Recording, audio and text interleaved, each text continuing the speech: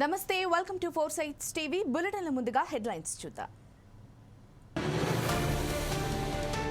నేడు ఇటలీకి ప్రధాని మోడీ G7 దేశాల 50వ సదస్సులో పాల్గొననున్న పీఎం.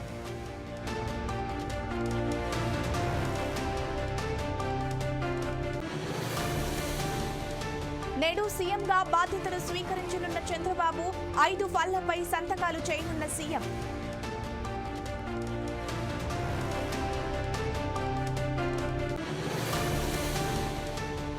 అమరావతి రైతుల కీలక నిర్ణయం, ఉద్యమాన్ని విరమిస్తున్నట్టు ప్రకటన.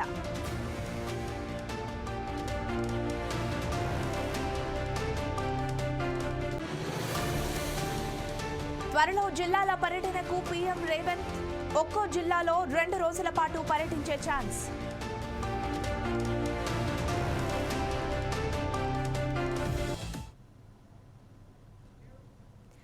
బులెటిన్లకు డీటెయిల్స్ చూస్తే ఏపీ ముఖ్యమంత్రి చంద్రబాబు కుటుంబ సమేతంగా తిరుమల శ్రీవారిని దర్శించుకున్నారు. అంతకుముందు సీఎంకు టీటీడీ, జేఈ గౌతమి ఆలయ అధికారులు స్వాగతం పలికి దర్శన ఏర్పాట్లు చేశారు. చంద్రబాబుతో పాటు ఆయన సతీమణి భువనేశ్వరి, కుమారుడు లోకేష్, కోడలు బ్రహ్మిణి, మనవడు దేవాంశ్ శ్రీవారిని దర్శించుకున్నారు.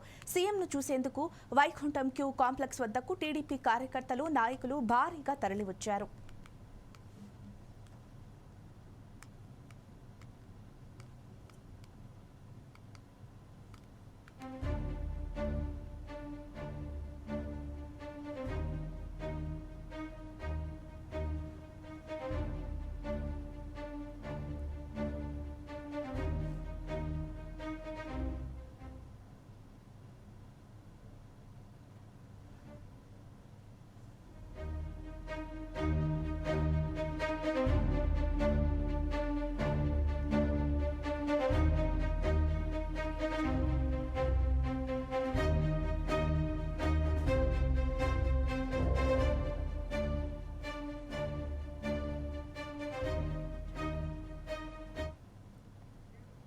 ముఖ్యమంత్రి చంద్రబాబు ఇవాళ సాయంత్రం 4:41 సచివాలయం మొదటి బ్లాక్లోని సీఎం ఛాంబర్లో బాధ్యతలు స్వీకరించనున్నారు. ఆ తర్వాత మెగా డిఎస్సీ ఫైల్పై తొలి సంతకం చేయనున్నారు.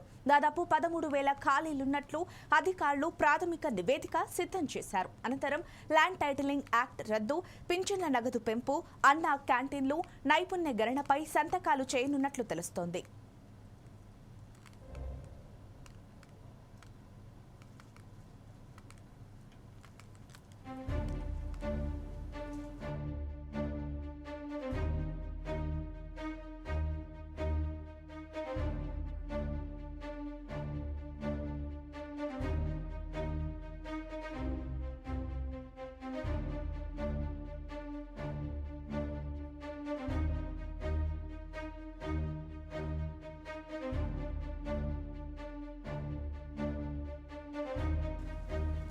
ముఖ్యమంత్రి చంద్రబాబు ఇవాళ సాయంత్రం 4:41 సచివాలయం మొదటి బ్లాక్లోని సీఎం ఛాంబర్లో బాధ్యతలు స్వీకరించనున్నారు. ఆ తర్వాత మెగా డిఎస్సీ ఫైల్పై తొలి సంతకం చేయనున్నారు. దాదాపు 13,000 ఖాళీలున్నట్లు అధికారులు ప్రాథమిక నివేదిక సిద్ధం చేశారు. అనంతరం ల్యాండ్ టైటిలింగ్ యాక్ట్ రద్దు, పింఛన్ల నగదు పెంపు, అన్నా క్యాంటీన్లు, నైపుణ్య గణనపై సంతకాలు చేయనున్నట్లు తెలుస్తోంది.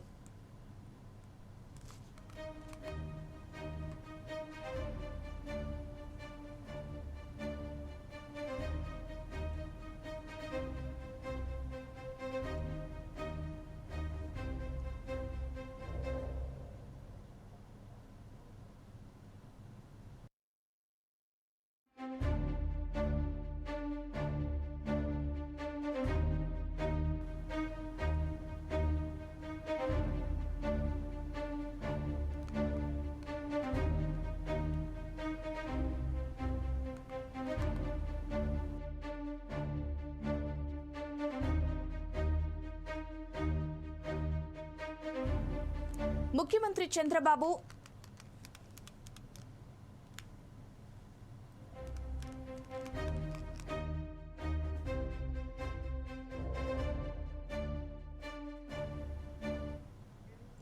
ముఖ్యమంత్రి చంద్రబాబు ఇవాళ సాయంత్రం 4:41 సచివాలయం మొదటి బ్లాక్లోని సీఎం ఛాంబర్లో బాధ్యతలు స్వీకరించనున్నారు. ఆ తర్వాత మెగా డిఎస్సీ ఫైల్పై తొలి సంతకం చేయనున్నారు. దాదాపు 13,000 ఖాళీలున్నట్లు అధికారులు ప్రాథమిక నివేదిక సిద్ధం చేశారు. అనంతరం ల్యాండ్ టైటిలింగ్ యాక్ట్ రద్దు, పింఛన్ల నగదు పెంపు, అండా క్యాంటీన్లు, నైపుణ్య గణనపై సంతకాలు చేయనున్నట్లు తెలుస్తోంది. దీనికి సంబంధించిన మరింత సమాచారం మా విజయవాడ ప్రతినిధి వెంకటకృష్ణ మరింత సమాచారం అందిస్తారు. చెప్పండి వెంకటకృష్ణ. చెప్పినట్టుగా ఈ రోజు తిరుపతి నుంచి బయలుదేరి చంద్రబాబు నాయుడు 11:30 గంటలకు గన్నవరం ఎయిర్పోర్ట్ కి చేరుకుంటారు. అక్కడ నుంచి విజయవాడ దుర్గా గుడికి వెళ్ళిన తర్వాత అక్కడ అమ్మవారిని దర్శనం చేసుకుని దేవస్థానం నుంచి ఉండవల్లి నివాసానికి చేరుకుంటారు. తర్వాత సాయంత్రం 4:41 సచివాలయంలో ఛాంబర్ లో ఆయన బాధ్యతలు తీసుకుంటారు. బాధ్యతలు చేపట్టిన తర్వాత మొదటిగా 5 ఫైళ్లపై సంతకాలు చేస్తారన్నమాట. ఆయన ఎన్నికల్లో ఏదైతే ఆయన భరోసా ఇస్తూ వచ్చారో, హామీ ఇచ్చారో, వాటిలో అది ప్రధానమైనది ఏంటంటే మెగా డిఎస్సీ చేయాల్సింది పోయి దగా డిఎస్సీ చేశారనే అభియోగాన్ని ఎన్నికల్లో చంద్రబాబు నాయుడు వైసీపీ ప్రభుత్వం చేస్తూ వచ్చారు. అందువల్ల ఇప్పుడు ఇక ఉన్న ఉద్యోగ ఖాళీలన్నీ వాళ్ళు అసెస్ చేస్తూ వచ్చారు. ఇప్పటికే 13,000 ఖాళీలు ప్రాథమిక పాఠశాల విద్యాశాఖలో ఉన్నట్టుగా అధికారులు గుర్తించారు. ఇంకా మిగతా వాటిని కూడా గుర్తించిన ఆ విషయాలన్నింటిని బయటపై ఒక ఇతమితంగా అయితే ఇన్ని వేలని చెప్పకపోయినప్పుడు కూడా మెగా డిఎస్సీని అయితే దానిపై మొదటి సంతకం చేసే పరిస్థితి ఉంది. రెండోది ఏంటంటే ఇప్పటి వరకు ల్యాండ్ టైటిలింగ్ యాక్ట్ అనేది ఒకటి వైసీపీ ప్రభుత్వం తీసుకొచ్చారు. ఆ ల్యాండ్ టైటిలింగ్ యాక్ట్ వల్ల ప్రైవేటు ప్రభుత్వం సంబంధించిన భూములని కూడా భక్షణ చేయడానికి ఆస్కారం వచ్చేలా వివిధ సెక్షన్లు దాంట్లో పొందుపరిచారనే అభియోగాలతో వస్తారని చెప్తే కబ్జా చేసిన భూములకు ఇప్పటివరకు అయితే విశాఖపట్నం ఆయా ప్రాంతాల్లో ఏదైతే ప్రైమ్ ప్లేసెస్ లో అన్ని కూడా ఇక్కడ వైసీపీ నాయకులు ఎవరైతే ఉన్నారో వారందరూ కూడా దఫల వారీగా మొదట విజయసాయి రెడ్డి గారు, తర్వాత వైవి సుబ్బారెడ్డి గారు, తర్వాత మిథున్ రెడ్డి, ఇట్లా కొంతమంది నియమిస్తా వచ్చారు. అక్కడ వీళ్ళందరూ కూడా ఏంటంటే అక్కడ వాళ్ళకి కావాల్సిన భూములన్నిటి కూడా కబ్జా చేశారనే ఒక అభియోగం అయితే ఉంది. ఏదైతే కబ్జా చేశారో ఆ భూములన్నింటిని కూడా చట్టబద్ధంగా వాళ్ళు మళ్ళీ దానికి ఆక్రమించుకోవాలని వాళ్ళ సొంతం చేసుకోవాలనే ఉద్దేశంతో ఈ ల్యాండ్ టైటిలింగ్ యాక్ట్ తీసుకొచ్చారనేది టీడీపీ యొక్క అభియోగం. అందువల్ల ప్రభుత్వంలో రాగానే మొదటిగా మేమైతే ఈ ల్యాండ్ టైటిలింగ్ యాక్ట్ రద్దు చేస్తామని పేద ప్రజలు తమ తల్లిదండ్రుల నుంచి, పితరుల నుంచి, పూర్వీకుల నుంచి వచ్చిన ఆస్తులపై ఇప్పటికే ముఖ్యమంత్రి ఫోటో ఉండడం, అదేంటి మా ఫోటో ఉండాల్సిన చోట మీ ఫోటో ఉండడం ఏంటి? ఆయన ముఖ్యమంత్రి అనేది శాశ్వతమైన వ్యక్తి కాదు కనుక వాళ్ళ ఫోటో ఉండాల్సిన అవసరం లేదు కదా. ఈ యొక్క ల్యాండ్ టైటిల్స్ అన్ని కూడా శాశ్వతమైనవి. ఇలాంటి విపరీతమైన ధోరణి వైసీపీ ప్రభుత్వం చేస్తా వచ్చింది. అంటే ఇక ఈ ప్రచార మోజులో పిచ్చిలో అన్ని చోట్ల కూడా గత ముఖ్యమంత్రి గారి ఫొటోస్ వేసుకోవటం ఇవన్నిటిని ఉన్నాయి. దాని మీద పూర్తిగా విభేదించిన టీడీపీ ప్రభుత్వం కానీ కూటమి కానీ ఏం చేశారు, ఎన్నికలలో ఒక స్పష్టమైన హామీ ఇచ్చారు. మేము ఎప్పుడైతే గెలిచి మేము అధికారంలో రాగానే మొదటిగా ల్యాండ్ టైటిలింగ్ యాక్ట్ మీద కూడా మేము యాక్ట్ రద్దు చేస్తామని కూడా చెప్తూ వచ్చారు. ఇంకొక మూడోదిగా ఏంటంటే వృద్ధులు, వితంతువులు, దివ్యాంగులు, ఒంటరి మహిళలు వీళ్ళందరికీ అండగా నిలిచేలాగా పెన్షన్ పెంచుతామని చెప్పారు. 2014లో 200 రూపాయలని 200 రూపాయలుగా ఉన్న పింఛన్ని 5 రెట్లు చేస్తూ 1000 రూపాయలు చేస్తూ వచ్చారు. చివరిలో దాన్ని అంటే మా ప్రభుత్వం పూర్తయ్యే లోపు చివరిలో మళ్ళీ నెక్స్ట్ కూడా మేమే వస్తామనే ఉద్దేశంతో అప్పుడు దాన్ని ఆ 1000 రూపాయలు ఉన్న పెన్షన్ 2000 రూపాయలు చేస్తూ వచ్చారు. దాన్ని ఇప్పుడు 4,000 చేస్తే కానీ ఇప్పుడున్న అవసరాలు రీత్యా వారికి సరిపోవు అనే ఉద్దేశంతో వృద్ధులకి, వితంతులకి, దివ్యాంగులకి వీళ్ళందరికీ కూడా 4,000 రూపాయలు చేస్తూ వచ్చారు. మళ్ళా బీసీలో పురుషులకి 50 సంవత్సరాలకే 4,000 రూపాయలు పింఛన్ ఇస్తాం, పింఛన్ అమలు చేస్తామని కూడా చెప్తూ వచ్చారు. ఒంటరి మహిళలకైతే ఏకంగా 6,000 రూపాయలు అంతేకాదు దివ్యాంగులకి అయితే 6,000 రూపాయలు ఇస్తామని చెప్తూ వచ్చారు అనమాట. దాంతోపాటు ఏంటంటే ఇది ఏప్రిల్ నుంచే పెంచుతామని, ఏప్రిల్ నెల నుంచి అమలు చేస్తామని కూడా చెప్తారు. దాన్ని బట్టి చూస్తే జూలై 1న ఏప్రిల్, మే, జూన్ ఈ 3 మాసాలకు సంబంధించిన 1000 చొప్పున అంటే ఆ 3,000 రూపాయలు ప్లస్ పెంచిన ఈ నెల జూలై నుంచి పెంచిన 4,000 మొత్తం కలిసి 7,000 రూపాయలు ఇవ్వాల్సిన అవసరం ఉంటుంది అన్నమాట. 7,000 రూపాయలు ఇచ్చేట్టుగా వాళ్ళు చేస్తూ వచ్చారు. ఈ విధంగా మొదటేమో ఒకటి ఏమైతే మెగా డిఎస్సీ చేస్తే మెగా డిఎస్సీ మీద సంతకం చేస్తారంట. రెండోది ఏంటంటే ల్యాండ్ టైటిలింగ్ యాక్ట్ మీద. మూడోదేమో వృద్ధులకు, వితంతులకు, దివ్యాంగులకు, ఒంటరి మహిళలకు వీళ్ళందరికీ అండగా నిలిచేలాగా పెన్షన్ పెంచుతా ఉన్నారు. నాలుగోది అంటే అన్నా క్యాంటీన్లు. గతంలో నిరుపేద వ్యక్తులు సుదూర ప్రాంతాల నుంచి వచ్చి ఇక్కడ సిటీస్ లో కానీ టౌన్స్ లో కానీ అనేక చోట్ల ఆయా పని పాటలు చేసుకునే వారికి అండగా నిలిచేందుకు, వాళ్ళకి ఆహారం అందించేట్లుగా అన్నా క్యాంటీన్లు 5 రూపాయలకే, పూటకు 5 రూపాయలు చొప్పున ఆహారాన్ని అందించే ఒక ప్రక్రియ అయితే గతంలో చేస్తూ వచ్చారు. తెలుగుదేశం హాయిలు చేస్తూ వచ్చారు. దాని నిమిత్తంగా ఇప్పుడు ఈ సంవత్సరం అయితే ఎప్పుడైతే వైసీపీ ప్రభుత్వం వచ్చిందో దాని వెంటనే దాన్ని రద్దు చేయటం, అన్నా క్యాంటీన్లుగా ఏదైతే స్థలాలు ఉన్నాయో వాటన్నిటిని కబ్జా చేసి నిరుపయోగం చేయడం, కొన్నిటినైతే వేరే వేరే వాటికి ఉపయోగించడం జరిగిపోతూ వచ్చింది.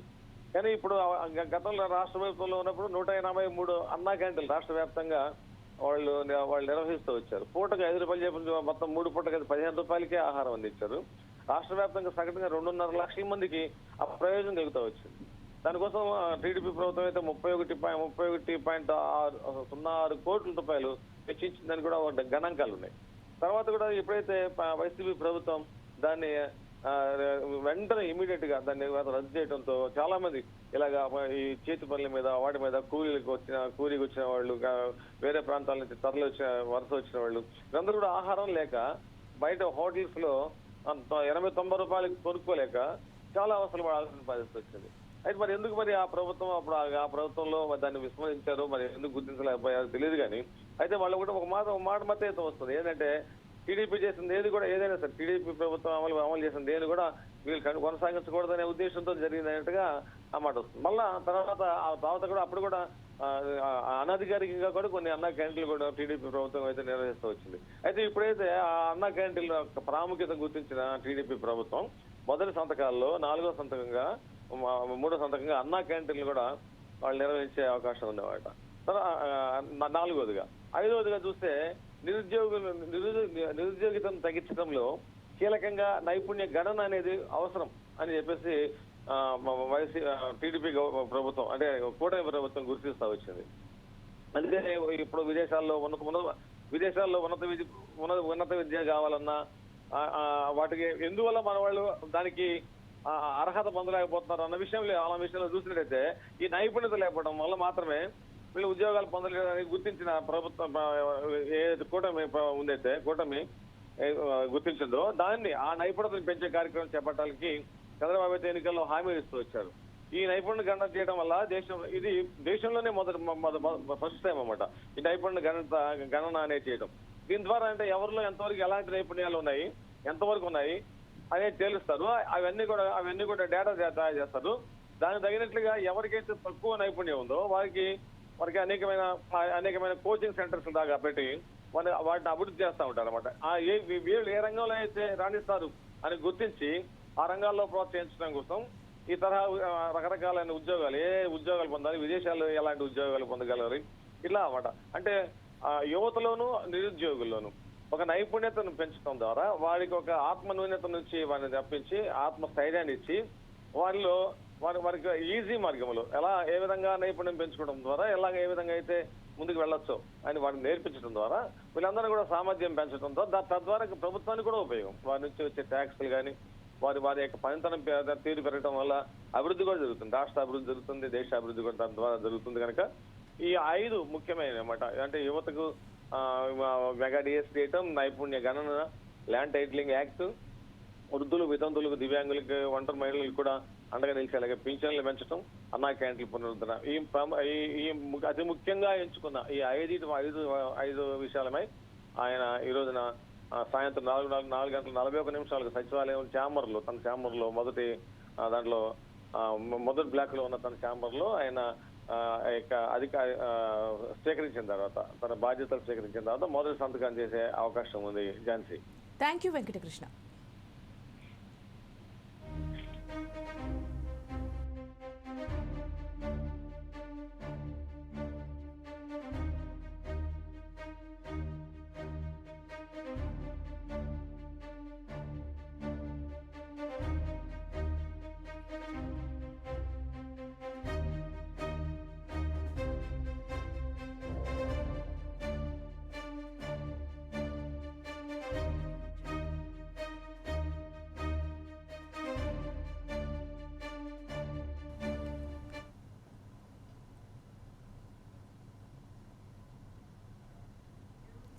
కువైట్లో ఘోర అగ్ని ప్రమాదం జరిగింది. ఈ ఘటనలో 42 మంది భారతీయ కార్మికులు అగ్నికి ఆహుతయ్యారు. వీరిలో ఎక్కువ మంది కేరళ, తమిళనాడు, యూపీలకు చెందిన వారే ఉన్నట్లు భారత రాయబార కార్యాలయం తెలిపింది.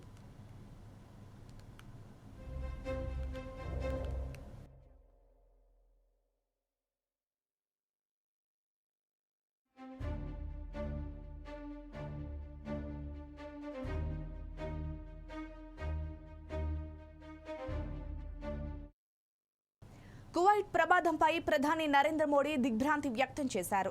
సహాయక కార్యక్రమాలను దగ్గరుండి పర్యవేక్షించాలంటూ విదేశాంగ శాఖ సహాయ మంత్రి కీర్తివర్ధన్ సింగ్ ను హుటాహుటిన కువైట్ కు పంపించారు. మృతుల కుటుంబాలకు తక్షణ సహాయంగా 2 లక్షల పరిహారం ప్రకటించారు.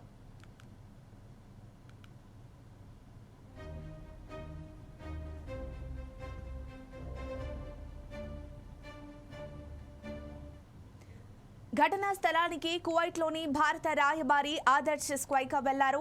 స్థానిక అధికారులను అడిగి ఎప్పటికప్పుడు పరిస్థితులను తెలుసుకుంటున్నారు. ఆసుపత్రిలో చికిత్స పొందుతున్న భారతీయ కార్మికులను కలుసుకున్నారు. కువైట్ అగ్ని ప్రమాదానికి సంబంధించి భారత ఎంబసీ అత్యవసర హెల్ప్ లైన్ నంబర్ను ఏర్పాటు చేసింది.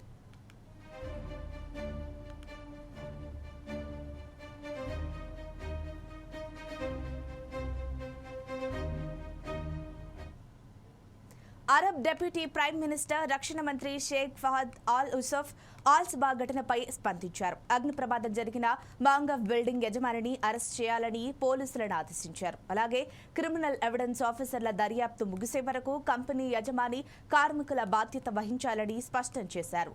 కంపెనీ బిల్డింగ్ యజమానుల నిర్లక్ష్యం వల్లే కార్మికులు సజీవ దహనం అయ్యారని ఆవేదన వ్యక్తం చేశారు.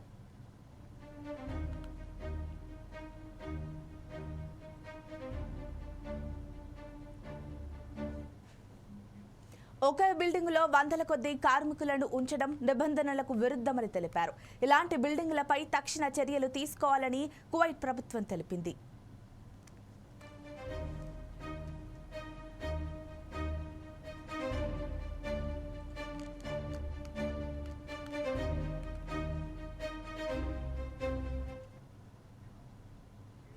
రైతులకు ఆగస్టు 15 లోపు 2 లక్షల రుణమాఫీ చేసేందుకు ప్రభుత్వం కసరత్తు చేస్తోంది. ఇదే అంశంపై ఈ నెల 15 లేదా 18న మంత్రివర్గ భేటీ నిర్వహించాలని సీఎం రేవంత్ రెడ్డి నిర్ణయించారు. రుణమాఫీకి ఏ తేదీని కటాఫ్ తీసుకోవాలి, అర్హుల గుర్తింపునకు విధి విధానాల రూపకల్పన, నిధుల సమీకరణ మార్గాలపై కేబినెట్లో చర్చించనున్నట్లు తెలుస్తోంది. ఇప్పటికే అధికారులు పలు రాష్ట్రాల్లో రైతు రుణమాఫీపై అధ్యయనం చేసినట్లు సమాచారం.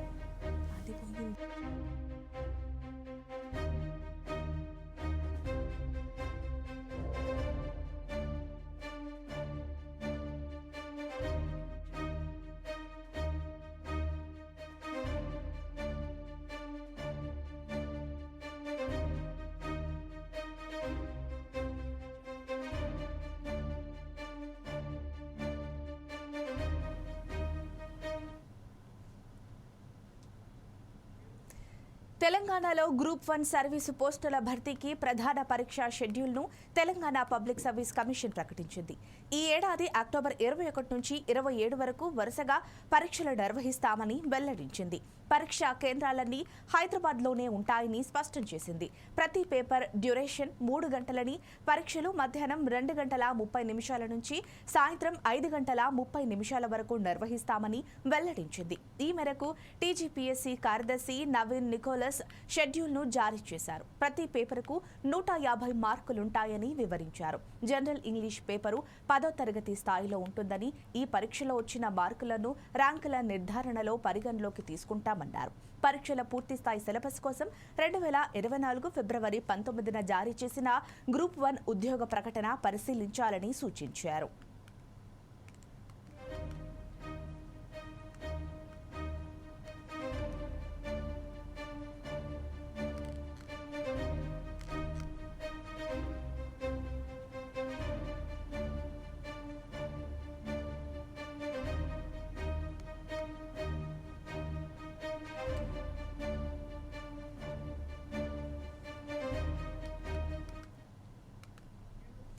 తెలంగాణలో గ్రూప్ 1 సర్వీసు పోస్టుల భర్తీకి ప్రధాన పరీక్ష షెడ్యూల్ను తెలంగాణ పబ్లిక్ సర్వీస్ కమిషన్ ప్రకటించింది.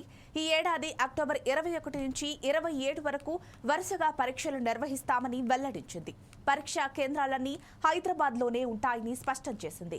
ప్రతి పేపర్ డ్యూరేషన్ 3 గంటలని, పరీక్షలు మధ్యాహ్నం 2 గంటల 30 నిమిషాల నుంచి సాయంత్రం 5 గంటల 30 నిమిషాల వరకు నిర్వహిస్తామని వెల్లడించింది. ఈ మేరకు టీజీపీఎస్సీ కార్యదర్శి నవీన్ నికోలస్ షెడ్యూల్ను జారీ చేశారు. ప్రతి పేపర్కు 150 మార్కులుంటాయని వివరించారు. జనరల్ ఇంగ్లీష్ పేపర్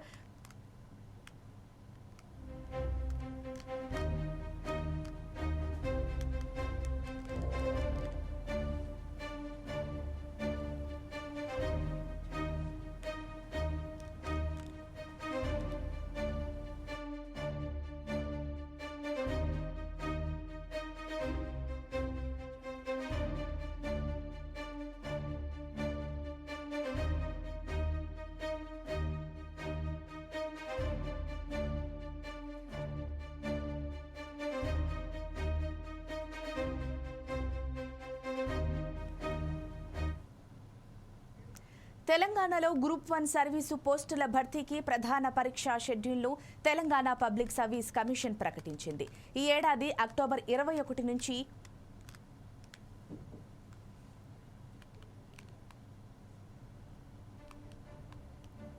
ఈ ఏడాది అక్టోబర్ 21 నుంచి 27 వరకు వరుసగా పరీక్షలు నిర్వహిస్తామని వెల్లడించింది. పరీక్షా కేంద్రాలన్నీ హైదరాబాద్లోనే ఉంటాయని స్పష్టం చేసింది.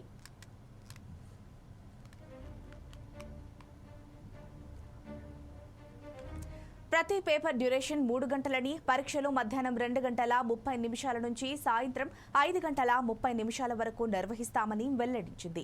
ఈ మేరకు టీజీపీఎస్సీ కార్యదర్శి నవీన్ నికోలస్ షెడ్యూల్ను జారీ చేశారు. ప్రతి పేపర్కు 150 మార్కులుంటాయని వివరించారు. జనరల్ ఇంగ్లీష్ పేపర్ 10వ తరగతి స్థాయిలో ఉంటుందని, ఈ పరీక్షలో వచ్చిన మార్కులను ర్యాంకుల నిర్ధారణలో పరిగణలోకి తీసుకుంటామన్నారు. పరీక్షల పూర్తి స్థాయి సిలబస్ కోసం 2024 ఫిబ్రవరి 19న జారీ చేసిన గ్రూప్ 1 ఉద్యోగ ప్రకటన పరిశీలించాలని సూచించారు. అయితే దీనికి సంబంధించిన మరింత సమాచారం మా నల్గొండ ప్రతినిధి సైదులు అందిస్తారు. చెప్పండి సైదులు. Thank you Jhansi. తెలంగాణలో గ్రూప్ 1 పోస్టుల భర్తీ ప్రధాన ప్రక్రియ అయితే పరీక్ష షెడ్యూల్ అయితే తెలంగాణ పబ్లిక్ సర్వీస్ కమిషనర్ ఇప్పటికే ప్రకటించిందని చెప్పుకోవచ్చు. ఈ సంవత్సరం అక్టోబర్ 21 నుంచి 27 వరకు అయితే వరుసగా ఈ పరీక్షలు నిర్వహించేందుకైతే ఇప్పటికే తెలంగాణ పబ్లిక్ సర్వీస్ కమిషన్ కసరత్తు ముమ్మరం చేస్తున్నట్టు తెలుస్తా ఉంది. ఈ పరీక్ష కేంద్రాలన్నీ కూడా హైదరాబాద్ లోనే నిర్వహించేందుకు పబ్లిక్ కమిషనర్ ఇప్పటికే స్పష్టం చేసిందని కూడా చెప్పొచ్చు. ప్రతి పేపర్ కు డ్యూరేషనల్ 3 గంటలతో పాటు నిర్వహించేందుకు ఇంగ్లీషు, ఈ పరీక్షలు నిర్వహించేందుకైతే ఇంగ్లీషు, తెలుగు, ఉర్దూ భాషలలో పరీక్షలు కొనసాగనున్నాయి. మెయిన్ పేపర్ లో జనరల్ ఇంగ్లీష్ తప్ప మిగిలిన పేపర్లను అభ్యర్థులు ఎంచుకున్నటువంటి భాషలో రాయాల్సి ఉంటుందని కూడా గ్రూప్ 1 పరీక్షలు అయితే ఇప్పటికే చెప్తా ఉన్నాయి. మెయిన్ గా ఈ ఒక పేపర్ కు వచ్చేసి అయితే 6 పేపర్లు ఉంటాయని కూడా చెప్తా ఉన్నారు అధికారులు. వీటిలో అభ్యర్థులు ముందుగా ఎంచుకున్నటువంటి భాష ఏదైతే ఉందో దాంట్లో రాయాల్సింది కూడా అధికారులు చూపిస్తున్నటువంటి పరిస్థితి ఉంది. ఈ ఎగ్జామ్ కు సమయం కూడా కేటాయించారు. దీనికి మధ్యాహ్నం 2 గంటల నుండి 2 గంటల 30 నిమిషాల నుండి సాయంత్రం 5 గంటల 30 నిమిషాల వరకు పూర్తి చేయనున్నట్లు ఇప్పటికే వెల్లడించినారు అధికారులు. ఈ మేరకు టీజీపీఎస్ కార్యదర్శి ఎవరైతే ఉన్నారో నవీన్ నికోలస్ కూడా షెడ్యూల్ ని ఇప్పటికే జారీ చేసినటువంటి పరిస్థితి అయితే చూస్తా ఉన్నాం. ఆ ప్రతి పేపర్ కు 150 మార్కులు ఉంటాయని కూడా వివరించారు. అయితే జనరల్ ఇంగ్లీష్ పేపర్ తో పాటు 10వ తరగతి స్థాయిగా ఉంటూ ఉంటాయని, ఈ పరీక్షలకు వచ్చినటువంటి మార్కులు కూడా ర్యాంకులను కూడా నిర్ధారించి పరిగణలోకి తీసుకుంటామని తెలంగాణ పబ్లిక్ సర్వీస్ ఇప్పటికే స్పష్టం చేస్తున్నట్టు చెప్తా ఉంది. ఏదైతే పరీక్షలు పూర్తి స్థాయిలో కొలబస్ కోసం 2024 ఫిబ్రవరి 19న జారీ చేసిన గ్రూప్ 1 ఉద్యోగ ప్రకటనలు పరిశీలించడానికి ఇప్పటికే సూచిస్తున్నట్టు కూడా తెలుస్తా ఉంది ఝాన్సీ. Thank you Saidulu.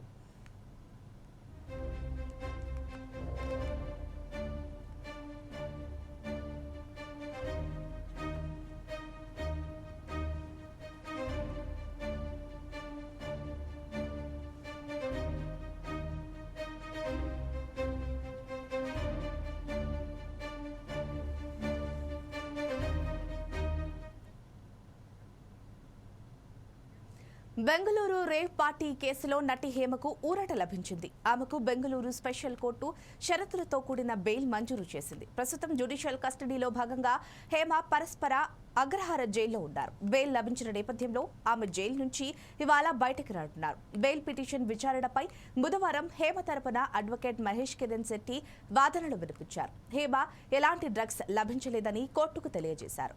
వాదనలు జడ్జి ఆమెకు బెయిల్ మంజూరు చేస్తూ తీర్పునిచ్చారు.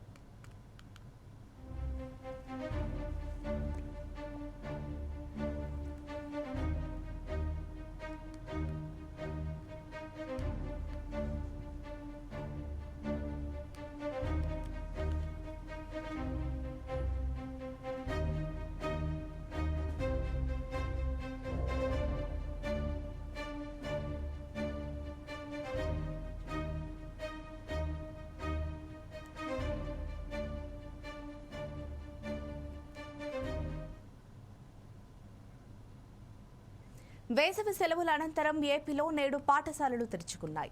ఇక విద్యార్థులు ఉపాధ్యాయులు నేటి నుంచి బడిబాట పట్టారు. ప్రతి ఏటా జూన్ 12 నుంచి తరగతులు ప్రారంభమవుతాయి. కానీ ఈ ఏడాది నూతన ప్రభుత్వం కొలువుదీరనున్న నేపథ్యంలో అదనంగా ఓ రోజు సెలవు వచ్చింది. బడులు ప్రారంభమవుతున్న నేపథ్యంలో విద్యార్థులకు ఎలాంటి అసౌకర్యం కలగకుండా జాగ్రత్తలు తీసుకోవాలని ఉన్నతాధికారులు ఆదేశాలు జారీ చేశారు. మొదటి రోజే విద్యార్థులకు పాఠ్య పుస్తకాలు ఇస్తామని పాఠశాల విద్యాశాఖ ముఖ్య కార్యదర్శి ప్రవీణ్ ప్రకాష్ గతంలో చెప్పారు. ఈ క్రమంలో నేటి నుంచే విద్యార్థులకు పాఠ్య పుస్తకాలు, కిట్లు పంపిణీ చేయనున్నారు. యూనిఫామ్తో పాటు పాఠ్య పుస్తకాలు, నోట్ పుస్తకాలు, విద్యా కానుకను పూర్తి స్థాయిలో అందించేందుకు అధికారులు చర్యలు చేపడుతున్నారు.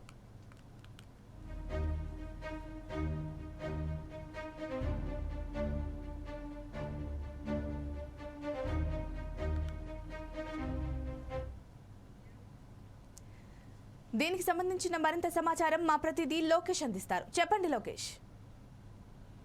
ఝాన్సీ, చూసినట్టయితే రాష్ట్ర వ్యాప్తంగా దాదాపుగా 62,023 స్కూల్స్ ఉండగా వీటిలో ప్రభుత్వ యాజమాన్యంతో నడిచేటివి 44,954 పాఠశాలలు ఉన్నాయి. చూసినట్టయితే ప్రైవేట్ యాజమాన్యంలో ఉన్నట్టు 15,784 స్కూల్స్ ఉన్నాయి. మరో 1,200 స్కూల్స్ ఎయిడెడ్ పాఠశాలగా ఉన్నాయి. చూసినట్టయితే ఇందుకు సంబంధించి ఈ నెల 12న నిన్నటి రోజు ఏదైతే స్కూల్స్ ఓపెనింగ్ అయితే ఉన్నాయి, చూసినట్టయితే నిన్నటి రోజు ఏదైతే ఏపీ ప్రభుత్వం ఉన్నటువంటి ముఖ్యమంత్రి మంత్రులు ప్రమాణ స్వీకారం ఉండడం నేపథ్యంలో ఒక్కరోజు డిలే చేసినట్టు కూడా టీచర్లు ఎవరు కూడా వీరికి వెళ్ళినటువంటి పరిస్థితి లేదు. ప్రధానంగా ప్రభుత్వం కూడా వీరికి మినహాయింపు అయితే ఈ ఒక్కరోజు ఇచ్చారు. ఈ రోజు అయితే పూర్తి స్థాయిలో రాష్ట్ర వ్యాప్తంగా ప్రభుత్వ schools, aided schools, private schools అన్ని కూడా తెచ్చుకున్నటువంటి పరిస్థితి ఏపీలో ఉంది. ప్రధానంగా చూసినట్టయితే ఇప్పటికే ఏదైతే ఏపీలో ప్రధానంగా సమస్యగా మారినటువంటి పరిస్థితి అయితే ఉంది. ఏదైతే పాఠ్య పుస్తకాలు, అదేవిధంగా స్కూల్ బ్యాగులకు సంబంధించి గత ముఖ్యమంత్రి జగన్మోహన్ రెడ్డి ఎవరైతే ఉన్నారో జగన్మోహన్ రెడ్డి చిత్రపటాలను, అదేవిధంగా జగన్మోహన్ రెడ్డికి సంబంధించినటువంటి పథకాలను ఈ యొక్క బ్యాగుల పైన, పుస్తకాల పైన ప్రింట్ చేయడం అయితే జరిగింది. అయితే నూతన ముఖ్యమంత్రి గారు నిన్నటి రోజు ప్రమాణ స్వీకారం చేసినటువంటి నారా చంద్రబాబు నాయుడు ఏదైతే ఉన్నారో ప్రధానంగా ఈ ఏపీలో ఆ స్కూల్ బ్యాగులను, అదేవిధంగా పాఠ్య పుస్తకాలను వేస్ట్ కాకుండా అవే పాఠ్య పుస్తకాలను, అవే బ్యాగులను పొందాలని ఇంట్లో అధికారులందరికీ కూడా సూచించారు. ఈ నేపథ్యంలోనే ఆ యొక్క పాత కిట్లు ఏవైతే ఉన్నాయో ఇప్పటికే స్కూల్స్ కు చేరాయి. అవి విద్యార్థులకు అందజేసే ప్రక్రియలో టీచర్లు ఉన్నారు. ఇంకా ప్రధానంగా చూసినట్టయితే రిమోట్ ఏరియాల్లో ఏవైతే నాన్ టీచింగ్ యాప్స్ ఏవైతే ఉన్నాయంటే ప్రధానంగా టీచింగ్ యాప్స్ కు సంబంధించి క్లాసెస్ మాత్రమే ఉంటారు. నాన్ టీచింగ్ యాప్స్ లో ఈ యొక్క టీచర్లకు సంబంధించి పాఠశాల యొక్క వాతావరణం, అదేవిధంగా క్లాస్ రూమ్లు, తరగతి గదులు, అదేవిధంగా బాత్రూమ్లు, వంట గదులు ఇవన్నీ కూడా పోర్టల్లో అప్లోడ్ చేయాల్సినటువంటి పరిస్థితి ఉంది. ఈ నేపథ్యంలో టీచర్లు రాష్ట్ర వ్యాప్తంగా ఉన్నటువంటి ప్రభుత్వ టీచర్లు అయితే బాగా ఇబ్బందులు పడినటువంటి పరిస్థితి ప్రభుత్వంలో చూసాం. ఇదే ఇప్పుడు కూడా అవే యాప్స్ అన్ని కూడా రన్ అయ్యే పరిస్థితి ఉంది. ప్రధానంగా వీటి ద్వారా సాంకేతికంగా ఏదైతే రిమోట్ ఏరియాల్లో నెట్ ప్రాబ్లం అయితే ఉండడం పరిస్థితి ఉంది. ఈ నేపథ్యంలో టీచర్లు ఎక్కువ బర్డన్ అయితే పడుతున్నారు. ఈ యాప్స్ అప్లోడ్ చేయడం, యాప్స్ లో ఏదైతే ఫోటోలో దీనికి సంబంధించినటువంటి వాటిని అప్లోడ్ చేయడం ద్వారా ఎక్కువ సమయం తీసుకుంటుంది. అది సక్రమంగా పని చేస్తే మాత్రం ఎలాంటి ఇబ్బంది లేకుండా జరిగిపోయే పరిస్థితి ఉంది. మరోవైపు చూసినట్టయితే ఈ రోజు బ్యాగు, అదేవిధంగా పాఠ్య పుస్తకాలు, వాటికి సంబంధించినటువంటి కిట్ అయితే విద్యార్థులకు కానీ లేదంటే విద్యార్థుల తల్లిదండ్రులకు కానీ అందజేసే పరిస్థితి ఈ రోజు ప్రధానంగా ఉంది. చూసినట్టయితే చాలా ప్రధానమైనటువంటి సమస్యగా ఈ యొక్క సాంకేతికంగా ఏదైతే బయోమెట్రిక్ ద్వారా వారికి బయోమెట్రిక్ తమ్ము వేయించుకొని వారికి కిట్లు అయితే అందజేయడం జరుగుతుంది. ప్రధానంగా ఈ యొక్క ఎక్కడ నెట్ లేనటువంటి ప్రాంతాలు, అదేవిధంగా ఇప్పుడు ప్రస్తుతం ఉన్నటువంటి వర్షాల కారణంగా అనేక చోట్ల ఈ యొక్క కరెంటు కోతలు, అదేవిధంగా ఇంటర్నెట్ సౌకర్యం లేని రిమోట్ ఏరియాల్లో పరిస్థితి చూసినట్టయితే బాగా ఇబ్బందులు పడే పరిస్థితి కనిపిస్తోంది. ఏదైతే టీచర్స్ వారికి ఇచ్చినటువంటి టాస్క్ ను ఇన్ టైమ్ లో కంప్లీట్ చేయకపోతే మాత్రం వారి మీద చర్యలు అయితే తీసుకున్నట్టు అధికారులు కూడా ఉన్నటువంటి పరిస్థితి ఉంది. దీని ద్వారా టీచర్లు బాగా ఇబ్బంది పడే పరిస్థితి ఏపీలో కనిపిస్తుంది. ప్రధానంగా చూసినట్టయితే పిల్లలకు మాత్రం ఏదైతే పాత కిట్లనే అందించనున్నారు. ఇంకా మరోవైపు ప్రైవేటు, అదేవిధంగా ఎయిడెడ్ స్కూల్స్ సంబంధించి ప్రైవేట్ పాఠశాలలు, అదేవిధంగా కార్పొరేట్ పాఠశాలకు సంబంధించి ఇప్పటికే అన్ని రకాలుగా వారికి సౌకర్యాలు అయితే అందించారు. దాదాపుగా అన్ని సౌకర్యాలు కూడా వారికి కల్పించారు కాబట్టి వాళ్ళకైతే ఎలాంటి ఇబ్బంది లేనటువంటి పరిస్థితి ఏపీలో కనిపిస్తుంది.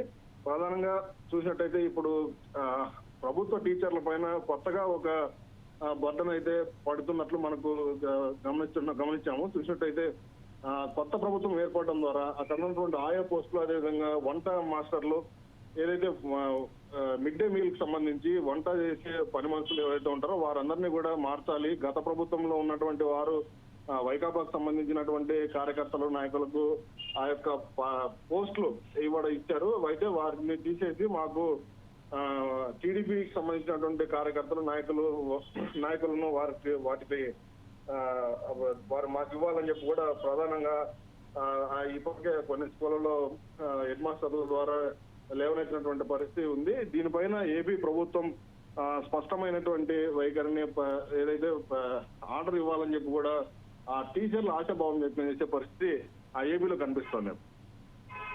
Thank you for the update.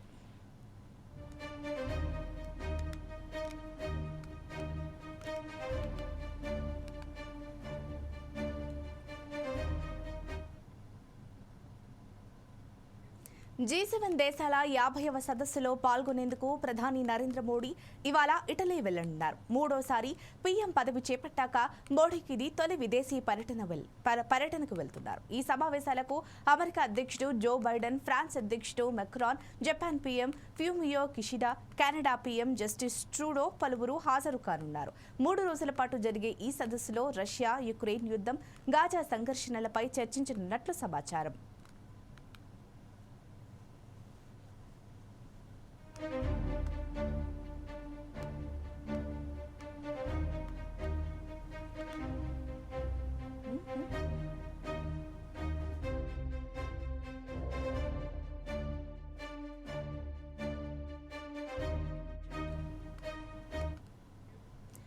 G7 దేశాల 50వ సదస్సులో పాల్గొనేందుకు ప్రధాని నరేంద్ర మోడీ ఇవాళ ఇటలీ వెళ్లనున్నారు. మూడోసారి పీఎం పదవి చేపట్టాక మోడీకి ఇది తొలి విదేశీ పర్యటన. ఈ సమావేశాలకు అమెరికా అధ్యక్షుడు జో బైడెన్, ఫ్రాన్స్ అధ్యక్షుడు Macron, Japan PM Fumio Kishida, Canada PM Justin Trudeau పలువురు హాజరు కానున్నారు. 3 రోజుల పాటు జరిగే ఈ సదస్సులో రష్యా, యుక్రెయిన్ యుద్ధం, గాజా సంఘర్షణలపై చర్చించనున్నట్లుగా సమాచారం.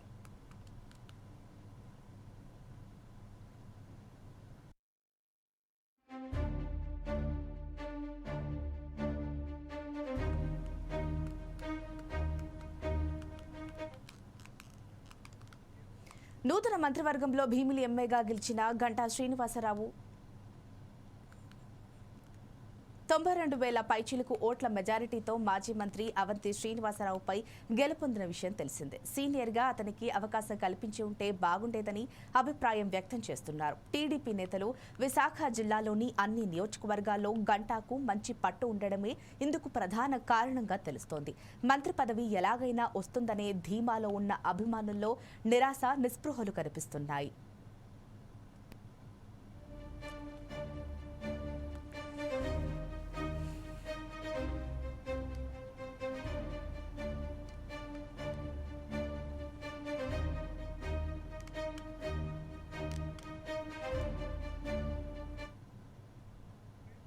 నూతన మంత్రివర్గంలో భీమిలి ఎమ్మెల్యేగా గెలిచిన గంటా శ్రీనివాసరావుకు స్థానం లేకపోవడంతో ఆయన అభిమానులు తీవ్ర నిరాశ చెందుతున్నారు. 92,000 పైచిలుకు ఓట్ల మెజారిటీతో మాజీ మంత్రి అవంతి శ్రీనివాసరావుపై గెలుపొందిన విషయం తెలిసిందే. సీనియర్గా అతనికి అవకాశం కల్పించి ఉంటే బాగుండేదని అభిప్రాయం వ్యక్తం చేస్తున్నారు టీడీపీ నేతలు. విశాఖ జిల్లాలోని అన్ని నియోజకవర్గాల్లో గంటాకు మంచి పట్టు ఉండడమే ఇందుకు ప్రధాన కారణంగా తెలుస్తోంది. మంత్రి పదవి ఎలాగైనా వస్తుందనే ధీమాలో ఉన్న అభిమానుల్లో నిరాశ నిస్పృహలు కనిపిస్తున్నాయి.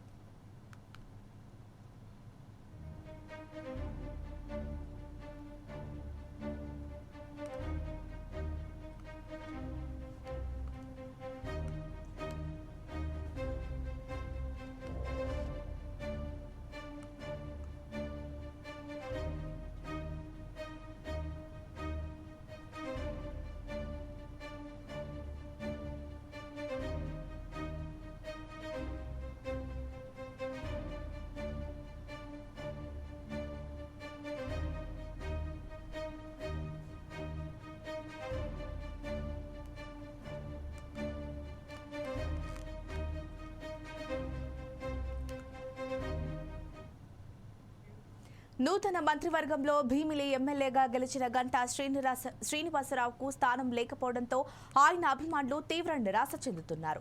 92,000 పైచిలుకు ఓట్ల మెజారిటీతో మాజీ మంత్రి అవంతి శ్రీనివాసరావుపై గెలుపొందిన విషయం తెలిసిందే. సీనియర్గా అతనికి అవకాశం కల్పించి ఉంటే బాగుండేదని అభిప్రాయం వ్యక్తం చేస్తున్నారు టీడీపీ నేతలు. విశాఖ జిల్లాలోని అన్ని నియోజకవర్గాల్లో గంటాకు మంచి పట్టు ఉండడమే ఇందుకు ప్రధాన కారణంగా తెలుస్తోంది. మంత్రి పదవి ఎలాగైనా వస్తుందనే ధీమాలో ఉన్న అభిమానుల్లో నిరాశ నిస్పృహలు కనిపిస్తున్నాయి.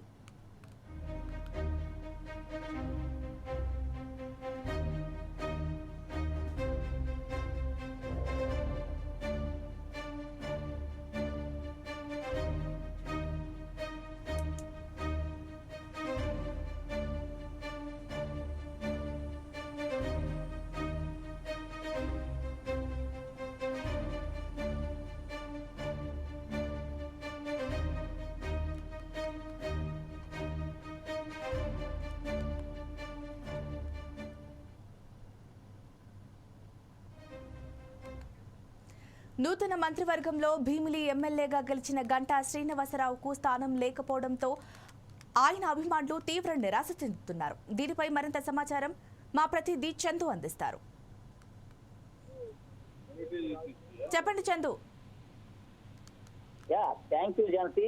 ఉమ్మడి విశాఖకు సంబంధించి కానీ లేదా ఉత్తరాంధ్రకు సంబంధించినటువంటి విషయంలో కానీ ఉత్తరాంధ్రకు సంబంధించినటువంటి నేతలకు అన్యాయం జరిగినట్టు కూడా టీడీపీ నేతలు కొంతమంది అయితే మిగతా అసహనంలో ఉన్నట్లుగా అయితే తెలుస్తుంది. ముఖ్యంగా ఉత్తరాంధ్రకు సంబంధించినంతవరకు కూడా కేవలం 4 అభ్యర్థులు మాత్రమే మంత్రి కేబినెట్ లో హోదా కల్పించడంతో మిగతా వారికి లేకపోవడంతో ప్రస్తుతం గంటాకు సంబంధించినటువంటి వారంతా కూడా అసమ్మతి వర్గంలో ఉన్నట్లుగా తెలుస్తుంది. ముఖ్యంగా గంటా శ్రీనివాసరావు గత ప్రభుత్వం సంబంధించిన లేదా ముందు ప్రభుత్వం సంబంధించిన టీడీపీ హయాంలోనే మంత్రిగా కూడా కొనసాగిన పరిస్థితి కనిపించింది. ఈ నేపథ్యంలో గతంలో కూడా తెలుగుదేశం పార్టీ ఉన్నటువంటి సమయంలో ఏదైతే నర్సీపట్నం సంబంధించినటువంటి చింతకాల అయ్యన్న పాత్రలు కూడా మంత్రి వర్గంలో ఉన్న పరిస్థితి ఉంది. అయితే ప్రస్తుతం నిన్న జరిగినటువంటి కేబినెట్ కి సంబంధించినటువంటి ఏదైతే ప్రమాణ స్వీకారం జరిగిందో ప్రమాణ స్వీకారం సంబంధించినంత వరకు కూడా వంగలపూడి అనితకు స్థానం దక్కించడం పట్ల ఒకవైపు ఉత్తరాంధ్రకు సంబంధించిన వారంతా కూడా హర్షం వ్యక్తం చేస్తున్నప్పటికీ కొంతమంది ఎవరైతే సీనియర్స్ ఉన్నారో కిమిడి కళారంగరావు కానీ లేదా గంటా శ్రీనివాసరావు కానీ లేదంటే మరికొంతమంది ముఖ్య నేతలు కూడా ఉండే పరిస్థితి కనిపిస్తుంది. ముఖ్యంగా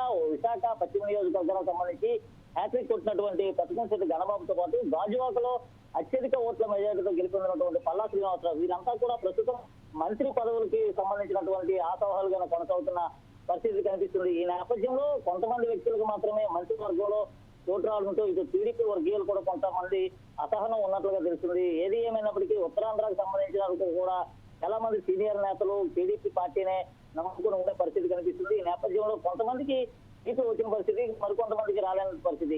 అయితే కొన్ని ప్రాంతాల్లో పొత్తుపార్టీగా కూటమి అభ్యర్థుల్లో కొంతమంది ఉన్నటువంటి ఏదైతే జనసేన పార్టీకి సంబంధించి కానీ లేదా బీజేపీ పార్టీకి సంబంధించిన కొంతమంది అభ్యర్థులు అయితే నిలిచోవడం జరిగింది. ఈ నేపథ్యంలో వారు కూడా అక్కడైతే గెలుపొందారు. అయితే ఇటు మంత్రివర్గానికి సంబంధించి కొంతమందికి మాత్రమే టికెట్ ఇవ్వటం, మరికొంతమందికి మంత్రివర్గంలో స్థానం రాకపోవడంతో ఇప్పటి వరకు కూడా టీడీపీకి సంబంధించినటువంటి వర్గీయులంతా కూడా అసహనంలో ఉన్నారు.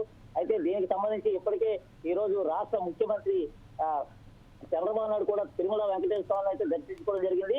అయితే ఈ రోజు సాయంత్రానికి కొన్ని కీలక సమావేశాలు నిర్వహిస్తారు. అనంతరం ఎవరెవరికి ఏ శాఖకు సంబంధించినటువంటి బాధ్యతలు అప్పగిస్తారనే దానిపైన కూడా ప్రస్తుతం ఉత్కంఠ పరిస్థితి నెలకొన్న పరిస్థితి కనిపిస్తుంది. ముఖ్యంగా ఉత్తరాంధ్రకు సంబంధించి వెనుకబడిన జిల్లాగా పరిగణించినటువంటి శ్రీకాకుళం జిల్లాకు సంబంధించినటువంటి అటు అచ్చెన్నాయుడు కూడా అయితే మంత్రి హోదాకి తీసుకోవడం జరిగింది. ఈ నేపథ్యంలో నిన్న ఆయన కూడా అయితే ఏదైతే ప్రమాణ స్వీకారం కూడా చేయడం జరిగింది. అయితే ఈ నేపథ్యంలో ఇటు విజయనగరం జిల్లాకు సంబంధించి కానీ, అనకాపల్లికి సంబంధించి కానీ, లేదా విశాఖకు సంబంధించి కానీ కొంతమంది సీనియర్లు దీనిపైన కొంత అసహనానికి లోనైనట్లుగా తెలుస్తుంది. అయితే దీనికి సంబంధించినటువంటి వారి కార్యవర్గాన్ని అంతా కూడా ప్రలోభ పెట్టేందుకు కొంతమంది ఇటువంటి పుకార్లు షికారులు చేస్తున్నారంటూ కూడా దీన్ని ఇప్పటికే కొంతమంది టీడీపీ సీనియర్ నాయకులు కూడా ఉత్తుపాల్సిన పరిస్థితులు అయితే కనిపిస్తున్నాయి. ముఖ్యంగా ఉత్తరాంధ్రకు సంబంధించినటువంటి కూడా విశాఖ జిల్లాకు సంబంధించినటువంటి పల్లా శ్రీనివాస్ ఎవరైతే ఉన్నారో గాజువాక నియోజకవర్గం నుంచి మాజీ మంత్రి గురువారు అమరపైన అత్యధిక ఓట్ల మెజార్టీతో దాదాపు 1,00,000 పైచీలకు ఓట్లతో ఆయన గెలుపొందిన పరిస్థితి కనిపించవచ్చు. ఈ నేపథ్యంలో పల్లా శ్రీనివాసరావుకి మంత్రి పదవి వరించే అవకాశం ఉన్నట్లుగా తెలుస్తుంది. అయితే నిన్న జరిగినటువంటి సమావేశాలు కానీ నిన్న జరిగినటువంటి ప్రమాణ స్వీకారోత్సవంలో పల్లా శ్రీనివాసకు చోటు దక్కపోవడంతో ఆయనకి ప్రభుత్వ విప్పు ఇచ్చే అవకాశం అయితే ముఖ్యంగా కనిపిస్తుంది. అయితే గంటా శ్రీనివాసరావు కూడా గతంలో మంత్రి పదవిలో కొనసాగిన పరిస్థితి కనిపిస్తుంది. ఆయనకి ఉన్నటువంటి ఈ విశాఖ జిల్లాతో ఉన్నటువంటి అనుబంధాలు కానీ లేదా ఇక్కడ ఉన్నటువంటి పరిచయాలతో గంటా శ్రీనివాసరావు మంత్రి పదవి వచ్చే అవకాశాలు ఉన్నట్లు కూడా భీమిలి నియోజకవర్గానికి సంబంధించినటువంటి టీడీపీ నేతలు కార్యకర్తలు ఇప్పటి వరకు కూడా సంబరాలు జరుపుకున్నారు. అయితే నిన్న జరిగినటువంటి ప్రమాణ స్వీకార మహోత్సవంలో గంటా శ్రీనివాసరావుకి కేబినెట్ కి సంబంధించినటువంటి పిలుపు రాకపోవడంతో కొంతవరకు అయితే అసహనానికి లోనైనట్టు తెలుస్తుంది. ఏది ఏమైనప్పటికీ కూడా ఉత్తరాంధ్రకు సంబంధించి తెలుగుదేశం పార్టీకి సంబంధించినటువంటి ముఖ్యమంత్రి చంద్రబాబు నాయుడు తీరని ద్రోహం చేశాడంటూ కూడా కొంతమంది అయితే వాదిస్తున్న పరిస్థితి కనిపిస్తుంది. Jhansi, thank you Chandu.